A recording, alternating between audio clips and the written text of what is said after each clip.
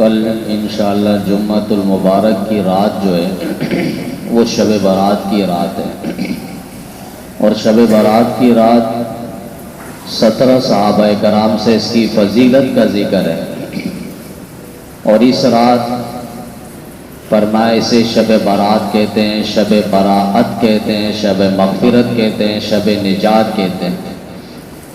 ایک رات حجرہ پاک پہ حضرت امی عائشہ صدیقہ رضی اللہ تعالیٰ عنہ فرماتی ہے کہ میں نے نبی علیہ السلام کو حجرے کے اندر، کمرے کے اندر دیکھا نہیں۔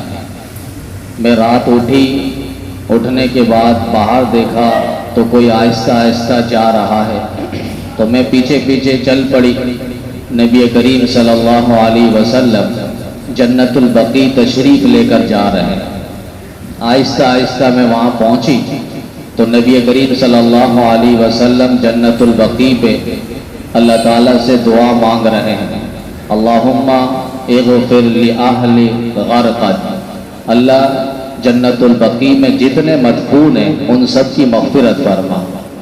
پھر اس کے بعد نبی علیہ السلام حضرت عائشہ کی طرف متوجہ ہوئے اور فرمایا، عائشہ اس رات اللہ تعالیٰ آسمان دنیا پہ نازل فرماتے ہیں، اور بنی قلب جو عرب میں ایک قبیلہ تھا اور ان کی بہت زیادہ بکریاں تھی، اور بکریوں کے جسموں میں بہت زیادہ بال تھے، اور عرب لوگ اس قبیلے کی مثال دیا کرتے تھے تعداد کی، چونکہ وہ بکریاں جب نکلتی تھی تو پہاڑوں کو اپنے لپیٹ پہ لے لیتی تھی، اور پہاڑ نظر نہیں آتا تھا، ان بکریوں کی تعداد اور ان بکریوں میں جو کھال اور بال اس قدر تھے۔ تو نبی علیہ السلام فرمانے لگے، قبیلہ بنو قلب کی بکریوں کی جو بال ہیں ان سے زیادہ اللہ تعالیٰ جہنمیوں کو آزاد فرماتے ہیں، گناہگاروں کو بخشتے ہیں اس رات۔ تو یہ شب مغفرت ہے، اور نبی علیہ السلام حضرت علی رضی اللہ تعالیٰ عنہ فرماتے ہیں کہ اس رات خوب عبادت کیا کرو، اس رات خوب عبادت کیا کرو اور روزہ رکھا کرو۔ مغرب سے ہی یعنی سورج غروب ہوتے ہی اللہ تعالیٰ بندوں کی طرف متوجہ ہوتے ہیں، اور اللہ تعالیٰ فرماتے ہیں کوئی ہے مغفرت مانگنے والا، کوئی ہے رزق مانگنے والا، کوئی ہے مصیبت زدہ، مصیبت سے چھٹکارا حاصل کرنے والا۔ اس رات کو ایک لحاظ سے بجٹ کی رات بھی کہا جاتا ہے کہ اللہ تعالیٰ فرشتوں کے ہاتھ پہ ایک بجٹ تیار کر کے دیتے ہیں کہ اس شب برات سے اگلے آنے والی شب برات تک کون کون بچہ پیدا ہوگا، اور کس کس نے مرنا ہے، اور کس کس کا رزق کتنا اس کو ملے گا، یعنی پورے سال کا۔ ویسے تو انسان ماں کے پیٹ میں آتا ہے تو اللہ تعالیٰ 3 چیزیں لکھوا دیتا ہے کہ یہ کھائے گا کیا، اس کی عمر کیا ہوگی، اور یہ شقی ہوگا یا سعید ہوگا، یعنی نیک بخت ہوگا یا بدبخت ہوگا۔ یہ 3 چیزیں اللہ تعالیٰ لکھوا دیتے ہیں، لیکن پورے سال کا بجٹ تیار کر کے اللہ تعالیٰ شب برات کی رات فرشتوں کے حوالے کر دیتے ہیں کہ یہ کتنا اعمال کرے گا، کتنا رزق اسے نصیب ہوگا، آیا اس شب برات سے اگلے آنے والی شب برات تک یہ زندہ رہے گا یا مردے کی فہرست کے اندر داخل ہوگا۔ تو فرمایا اتنی مغفرت اللہ تعالیٰ سب کی مغفرت اور بخشش کر دیتے ہیں، مگر 7 ایسے اشخاص اور افراد ہیں جن کی اللہ تعالیٰ اس رات بھی معاف نہیں کرتے۔ ان میں ایک فرمایا مشرک ہے، دوسرا والدین کا نافرمان ہے، اور تیسرا کینہ پرور ہے، اور چوتھا فرمایا کہ شرابی ہے، اور اس کے بعد قاتل ہے، تلوار جو ہے ٹخنوں سے نیچے لٹکا کے چلنے والا، اور فرمائے کہ چغل خور۔ ان 7 شخصوں کی اللہ تعالیٰ معافی نہیں کرتے جب تک یہ توبہ تائب نہ ہو۔ تو شب برات میں 3 چیزیں کرنے کی۔ نبی علیہ السلام قبرستان تشریف لے کر گئے تھے، کسی کو بتایا نہیں۔ اگر یہ کام جانے کا بتلانے کا ہوتا تو نبی علیہ السلام چھپ کے نہ جاتے، بتلا کے جاتے۔ ایک بات۔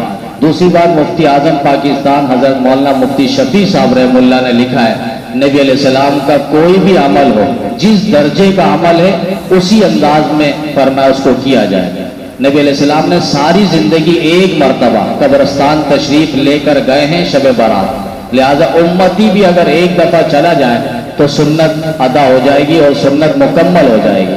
ہر سال جانا، اور اس وقت تو وہاں ایک میلہ سما ہوتا ہے، پھول اور پتیاں اور چراغاں، یعنی آپ جائیں گے تو آپ کو قبرستان نظر نہیں آئے گا، وہ کوئی میلہ ہوگا یا سیڑھیوں کا نقشہ پیش کر رہا ہوگا یا الادین باغ بنا ہوا نظر آئے گا.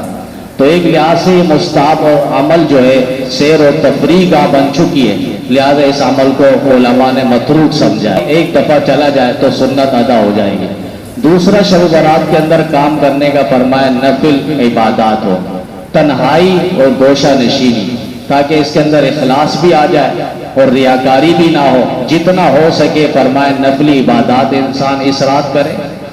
اور سب سے بہتر طریقہ یہ کہ فرمایا عشاء کی نماز جماعت سے پڑھ لیں اور فجر کی نماز جماعت سے پڑھ لیں، پوری رات عبادات کا ثواب مل جائے گا.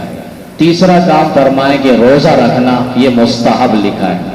ویسے نبی علیہ السلام کا پوری زندگی معمول رہا ہے کہ ہر مہینے کی 13ویں 14ویں اور 15ویں تاریخ کا روزہ رکھا کرتے تھے، جس کو ایام 20 کہا جاتا ہے. ایام 20 تو اس نیت سے اگر کوئی اس دن کا روزہ رکھتا ہے فرمایا یہ بھی باعث اجر ہے اور موجب اجر و ثواب ہے.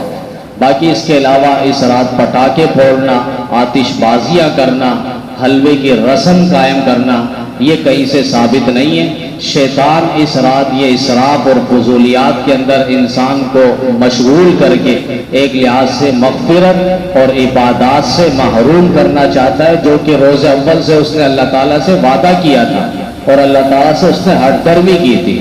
تو سلف صالحین نے اس رات بہت زیادہ فائدہ حاصل کیا ہے. کوشش ہو یہ اللہ تعالیٰ نے ہمیں بونس کے طور پر اور بیلنس کے طور پر یہ راتیں اللہ تعالیٰ نے اس امت محمدیہ کو دی ہے، تاکہ ہم اس رات عبادات کر کے بہت زیادہ نیکیاں اور عبادات اور مغفرت اللہ تعالیٰ سے حاصل کر سکیں.